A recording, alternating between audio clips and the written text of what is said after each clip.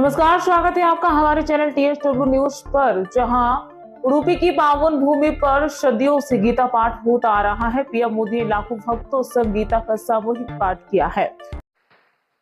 मेरा जन्म गुजरात में हुआ और गुजरात और उडुपी के बीच एक गहरा और विशेष संबंध रहा है।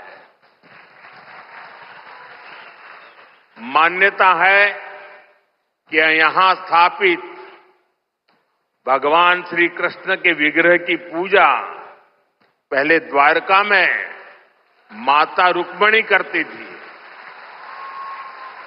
बाद में जगत गुरु श्री मध्वाचार्य जी ने इस प्रतिमा को यहां प्रस्थापित किया। और आप तो जानते हैं, अभी पिछले ही वर्ष मैं समुद्र के भीतर श्री द्वारका जी का दर्शन करने गया था, वहां से भी आशीर्वाद ले आया। आप खुद समझ सकते हैं कि मुझे इस प्रतिमा के दर्शन करके क्या अनुभूति हुई होगी। इस दर्शन ने मुझे एक आत्मीय आध्यात्मिक आनंद दिया है। साथियों, उडुपी आना मेरे लिए एक और वजह से विशेष होता है। उडुपी जनसंघ और भारतीय जनता पार्टी के सुशासन की मॉडल की कर्मभूमि रही है। 1968 में उडुपी के लोगों ने जनसंघ के हमारे वीएस आचार्य जी को यहां की नगरपालिका परिषद में विजयी बनाया था। और इसके साथ ही उडुपी ने एक नए गवर्नेंस मॉडल की नींव भी रखी थी। आज हम स्वच्छता के जिस अभियान को राष्ट्रीय रूप देख रहे हैं, उसे उडुपी ने 5 दशक पहले अपनाया था। जल आपूर्ति और ड्रेनेज सिस्टम का एक नया मॉडल देना हो, उडुपी ने ही 70 के दशक में इन कार्यक्रमों की शुरुआत की थी। आज ये अभियान देश के राष्ट्रीय विकास का राष्ट्रीय प्राथमिकता का हिस्सा बनकर हमारा मार्गदर्शन कर रहा है। साथियों, रामचरितमानस में लिखा है, कलिजुग केवल हरिगुण गाहा, गावत नर पावही भवथाहा। अर्थात कलयुग में केवल भगवत नाम और लीला का कीर्तन ही परम साधन है। उसके गायन कीर्तन से भव सागर से मुक्ति हो जाती है। हमारे समाज में मंत्रों का, गीता के श्लोकों का पाठ तो शताब्दियों से हो रहा है, पर जब 1 लाख कंठ एक स्वर में इन श्लोकों का ऐसा उच्चारण करते हैं, जब इतने सारे लोग गीता जैसे पुण्य ग्रंथ का पाठ करते हैं, जब ऐसे दैवीय शब्द एक स्थान पर एक साथ गूंजते हैं, तो एक ऐसी ऊर्जा निकलती है जो हमारे मन को, हमारे मस्तिष्क को एक नया स्पंदन, एक नई शक्ति देती है।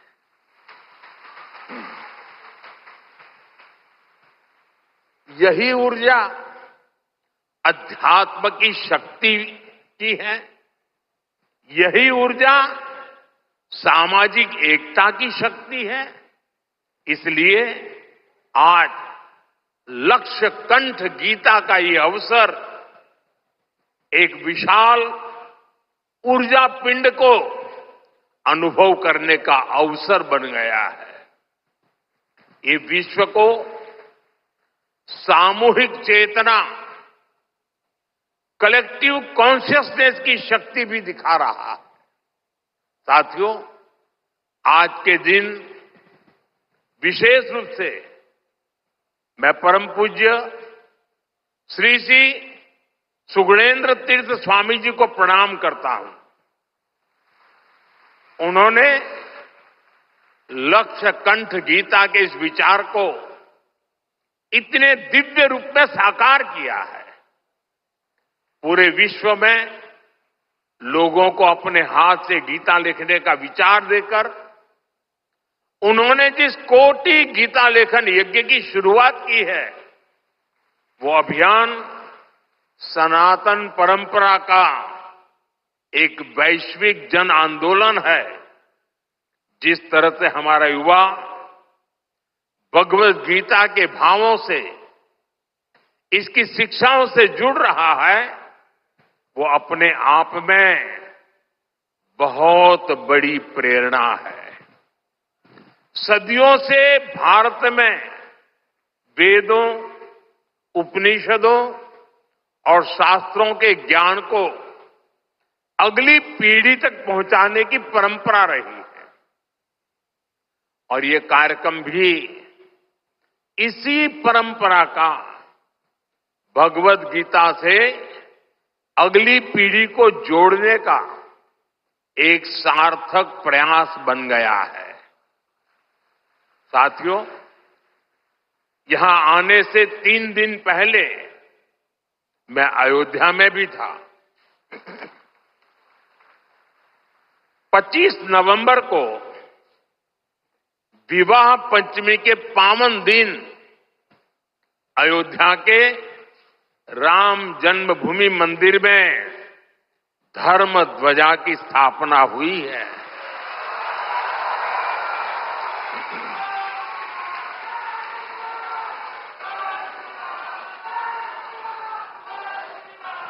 अयोध्या से उडुपी तक असंख्य राम भक्त इस दिव्यतम और भव्यतम उत्सव के साक्षी बने हैं। राम मंदिर आंदोलन में उडुपी की भूमिका कितनी बड़ी है, सारा देश इसे जानता है। परम पूज्य स्वर्गीय विश्वेश तीर्थ स्वामी जी ने दशकों पहले राम मंदिर के पूरे आंदोलन को जो दिशा दी, ध्वजारोहण समारोह उसी योगदान की सिद्धि का पर्व बना है। उडुपी के लिए राम मंदिर का निर्माण एक और कारण से विशेष है।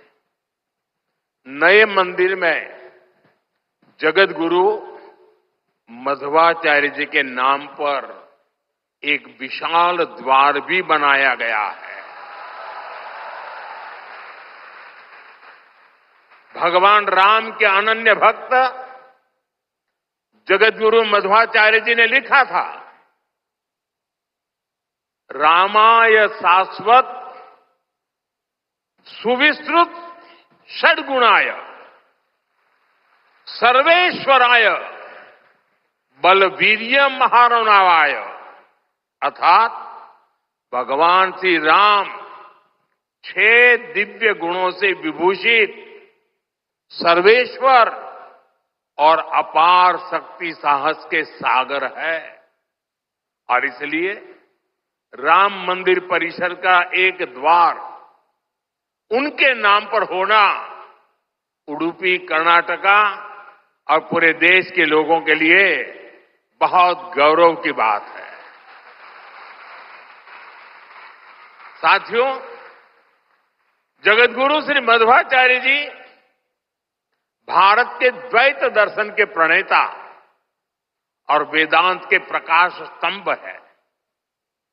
उनके द्वारा बनाई गई उडुपी के अष्टमठों की व्यवस्था संस्थाओं और नव परंपराओं के निर्माण का मूर्त उदाहरण है। यहां भगवान श्री कृष्ण की भक्ति है, वेदांत का ज्ञान है और हजारों लोगों की अन्न सेवा का संकल्प है। एक तरह से ये स्थान ज्ञान, भक्ति और सेवा का संगम तीर्थ है। साथियों, जिस काल में जगतगुरु मध्वाचार्य जी का जन्म हुआ, उस काल में भारत बहुत सी आंतरिक और बाहर की चुनौतियों से जूझ रहा था।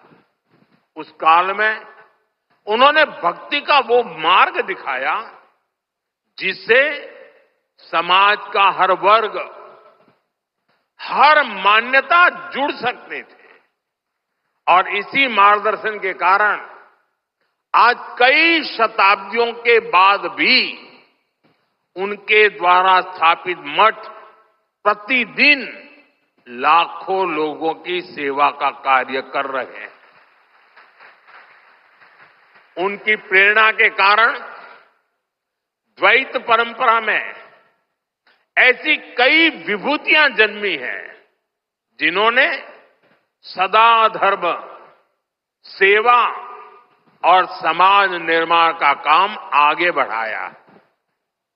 और जन सेवा की ये शाश्वत परंपरा ही उडुपी की सबसे बड़ी धरोहर है।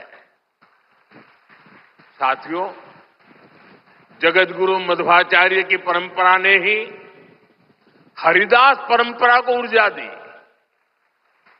पुरंदरदास, कनकदास जैसे महापुरुषों ने भक्ति को सरल, सरस और सुगम कन्नड़ा भाषा में जन जन तक पहुंचाया। उनकी ये रचनाएं हर मन तक, गरीब से गरीब वर्ग तक पहुंची और उन्हें धर्म से, सनातन विचारों से जोड़ा। ये रचनाएं आज की पीढ़ी में भी वैसी की वैसी ही है। आज भी हमारे नौजवान सोशल मीडिया की रील्स में श्री पुरंदरदास द्वारा रचित चंद्रचूड़ शिव शंकर पार्वती सुनकर एक अलग भाव में पहुंच जाते हैं। आज भी जब उडुपी में मेरे जैसा कोई भक्त एक छोटी सी खिड़की से भगवान श्री कृष्ण का दर्शन करता है तो उसे कनकदास जी की भक्ति से जुड़ने का अवसर मिलता है। और मैं तो बहुत सौभाग्यशाली हूं, मुझे इसके पहले भी ये सौभाग्य प्राप्त होता रहा है। कनकदास जी को नमन करने का सौभाग्य मिला है। साथियों, भगवान श्री कृष्ण के उपदेश, उनकी शिक्षा हर युग में व्यवहारिक है।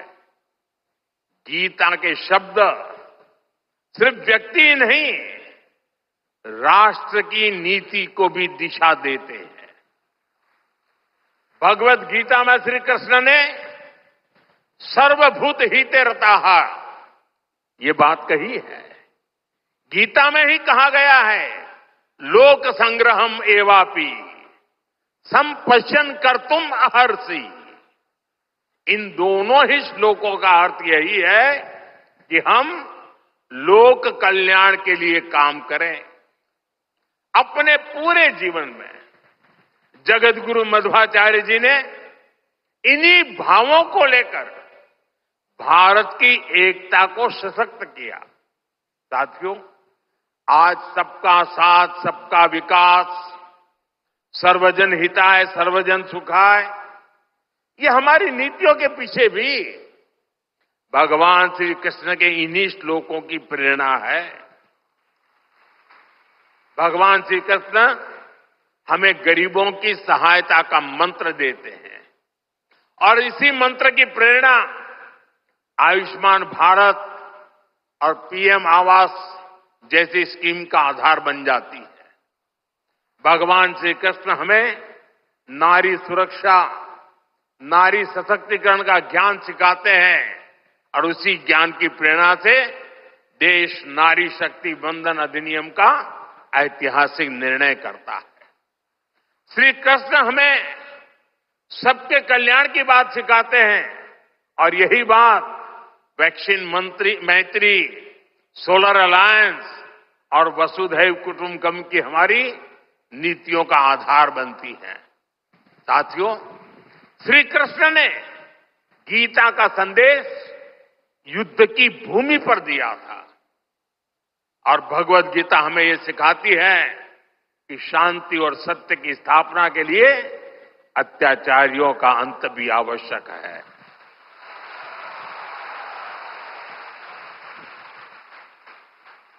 राष्ट्र की सुरक्षा नीति का मूल भाव यही है। हम वसुधैव कुटुंबकम भी कहते हैं और हम धर्मो रक्षति रक्षितः का मंत्र भी दोहराते हैं। हम लाल किले से श्री कृष्ण की करुणा का संदेश भी देते हैं और उसी प्राचीर से मिशन सुदर्शन चक्र की उद्घोषणा भी करते हैं। मिशन सुदर्शन चक्र यानी देश के प्रमुख स्थानों की, देश के औद्योगिक और सार्वजनिक क्षेत्रों की सुरक्षा की ऐसी दीवार बनाना जिसे दुश्मन भेद न पाए और अगर दुश्मन दुस्साहस दिखाए तो फिर हमारा सुदर्शन चक्र उसे तबाह कर दे। साथियों, ऑपरेशन सिंदूर की कार्रवाई में भी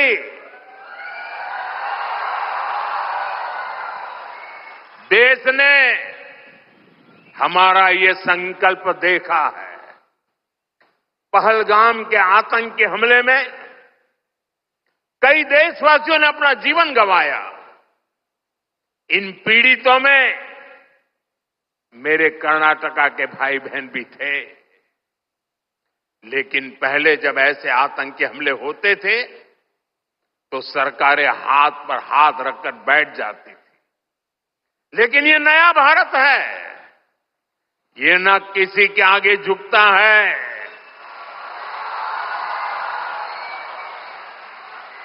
और न ही अपने नागरिकों की रक्षा के कर्तव्य से डिगता है। हम शांति की स्थापना भी जानते हैं और शांति की रक्षा करना भी जानते हैं। साथियों, भगवत गीता हमें कर्तव्यों का, हमारे जीवन संकल्पों का बोध कराती है और इसी प्रेरणा से मैं आज आप सभी से कुछ संकल्पों का आग्रह भी करूंगा। ये आग्रह 9 संकल्प की तरह है जो हमारे वर्तमान और भविष्य के लिए बहुत आवश्यक है। संत समाज जब इन आग्रहों पर अपना आशीर्वाद दे देगा तो इन्हें जन जन तक पहुंचने से कोई रोक नहीं पाएगा। साथियों, हमारा पहला संकल्प होना चाहिए कि हमें जल संरक्षण करना है, पानी बचाना है, नदियों को बचाना है। हमारा दूसरा संकल्प होना चाहिए कि हम पेड़ लगाएंगे। देश भर में एक पेड़ मां के नाम अभियान को गति मिल रही है। इस अभियान के साथ अगर सभी मठों का सामर्थ्य जुड़ जाएगा तो इसका प्रभाव और व्यापक होगा। तीसरा संकल्प कि हम देश के कम से कम एक गरीब का जीवन सुधारने का प्रयास करें। मैं ज्यादा नहीं कह रहा हूं। चौथा संकल्प स्वदेशी का विचार होना चाहिए। एक जिम्मेदार नागरिक के रूप में हम सब स्वदेशी को अपनाएं। आज भारत आत्मनिर्भर भारत और स्वदेशी के मंत्र पर आगे बढ़ रहा है। हमारी अर्थव्यवस्था, हमारे उद्योग, हमारी टेक्नोलॉजी सब अपने पैरों पर मजबूती से खड़े हो रहे हैं। इसलिए हमें जोर शोर से कहना है, वोकल फॉर लोकल। जल संरक्षण एक पेड़ मां के नाम, गरीबों की मदद और स्वदेशी विचार, यही संकल्प उडुपी की धरोहर और भारत की शक्ति है। अगर आपको ये वीडियो पसंद आया हो तो लाइक करें, शेयर करें और TSW न्यूज को सब्सक्राइब करना न भूलना। मिलते हैं अगली वीडियो में। आपको ये वीडियो कैसा लगा कमेंट्स में बताएं। तब तक के लिए धन्यवाद। ऐसे ही तमाम बड़ी खबरों से जुड़े रहने के लिए हमारे YouTube channel TSW news Hindi को सब्सक्राइब करें। वीडियो को लाइक, कमेंट, शेयर करना बिल्कुल ना भूलें।